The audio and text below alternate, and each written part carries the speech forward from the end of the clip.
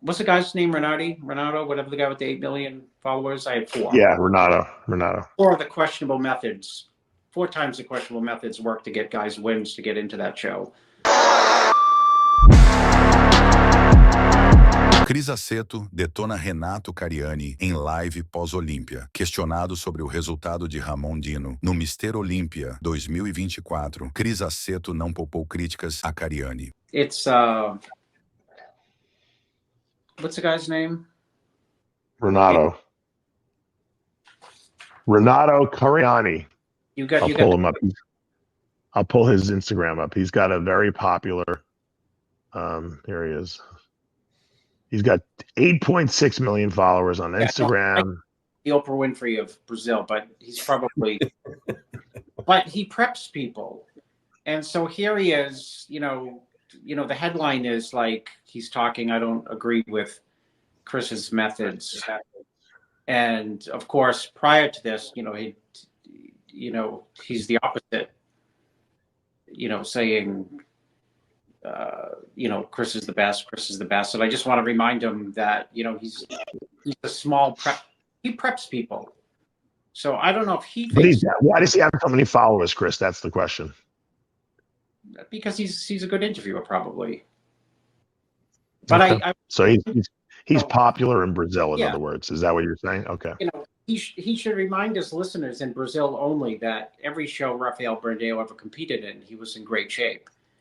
Right. So what did he say about you? What did he say about you? After Ramon gets 4th, he wants to take the soft, he wants to shit on me, but in a soft way. And I'm sure the soft way is simply because, if Ramon comes back and dominates shows, then he looks like an idiot. So, he's hedging his bets. It's what it's called. So he can remind his listeners during the show that, like I said, Rafael Brandão was in shape at every single show that I prepped him for. Eduardo Correa's Brazilian. He's kind of been in shape for every single show. I prepped Ricardo Correa, who lives in Brazil. Rude boy. He was peeled when I helped him. Ramon, of course. Marcelo Alfonsi just turned pro in the 212, and he beat Fabricio Moreira, which is one of the best 212 bodybuilders in Brazil. He just got his pro card in the Olympia. Right.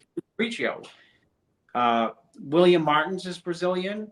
He got his pro card with me. He was placing 2nd, 3rd, 4th, and 5th in very competitive pro shows and beaten Olympians and peeled out of his mind when I was coaching him. He's Brazilian. Good Vito is not Brazilian, but he lives there. Right. Alan Bonadaman, great professional bodybuilder, needs more size, but he's always peeled, well coached. And Matt Grego, who just 1 year ago from the New York Pro, he was at the New York Pro and he lost to, what's the guy's name? Junior Jaworski, who's a really good Olympian. And Matt got, 6th at that show. And I think Junior was 2nd. And 1 year later, Matt beats the Brazilian at the New York Pro, Eric Wildeberger, and comes to this show 20 pounds bigger than last year's Olympia. That's not an exaggeration, 20 pounds. And he beats, amazingly, incredible classic competitors from Brazil, including Gabriel Zaccanelli, Gabriel.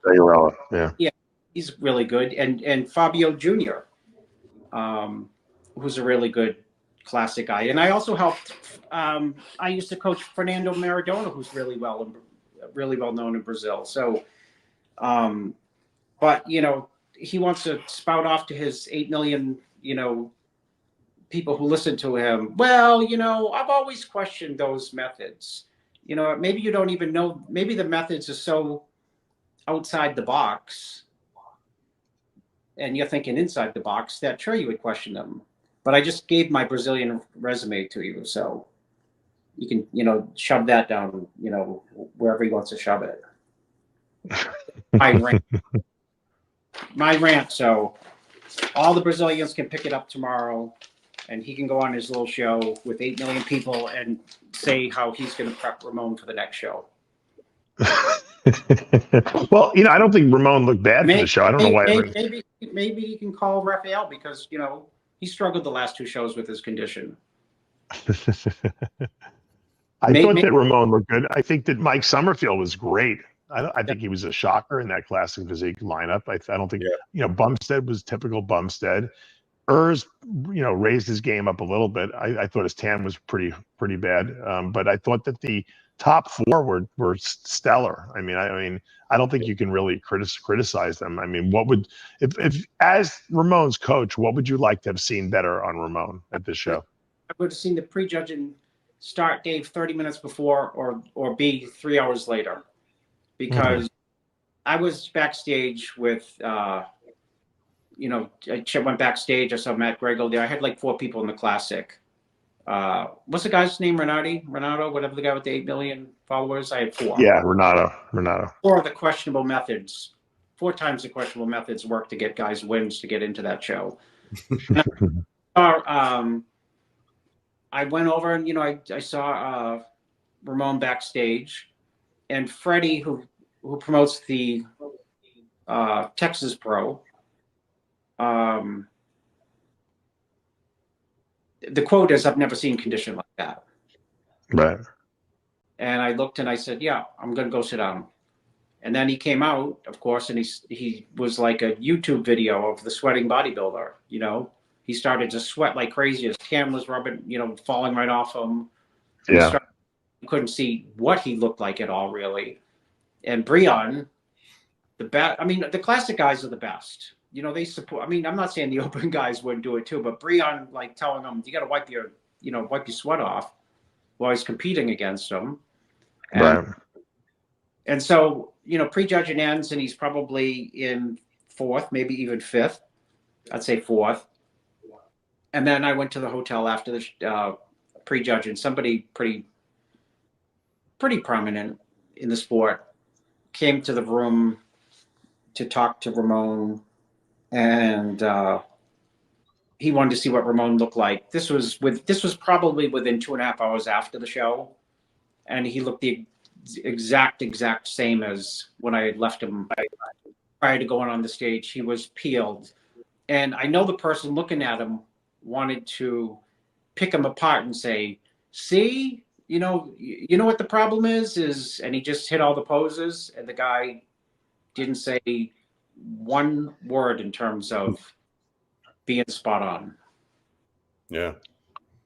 Well, I think that the answer to that's a long-winded answer to the prejudging having started 30 minutes when I left, prior to when I left him, or whatever it was, 2.5, 3 hours later when the guy came to the room. They're like, not read him the riot act, but probably tell him, "Let me see what you look like, and this is where you got to tighten up, or this is what you got to do, or this is what you should do, or think about this." He came to give advice, which was, good of him. But he couldn't really give any advice when it came to anything, with the exception of how to hit the back double better. Well, I think my personal view is I think that his conditioning was phenomenal. I think that when I saw Mike Summerfield in 2nd place, I almost couldn't believe that he made weight, because this guy looks like a bodybuilder. He's so big. I mean, he's got great proportion. His conditioning was awesome. I don't know how he made the weight class, to be honest with you, which I think is what's Ramon's problem is, if I'm not wrong, is every time he has to suck down to make that weight, he's losing some of that fullness that he probably would benefit from greatly on that stage.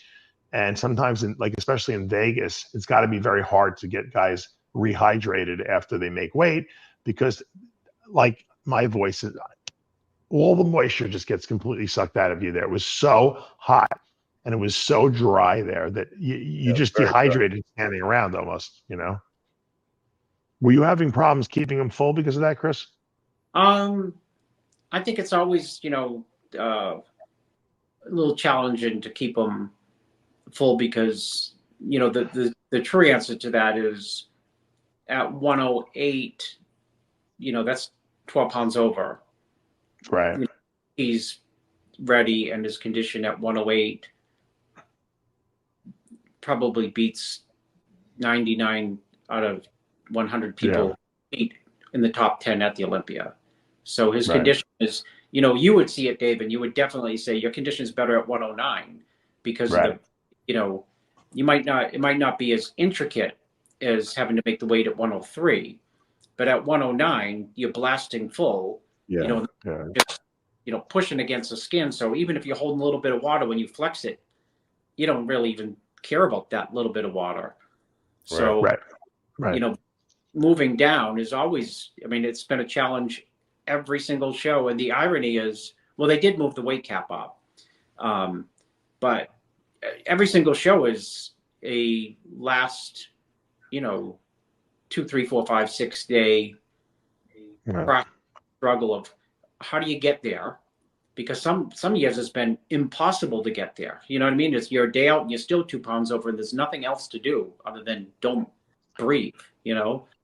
So the answer is it's a challenge.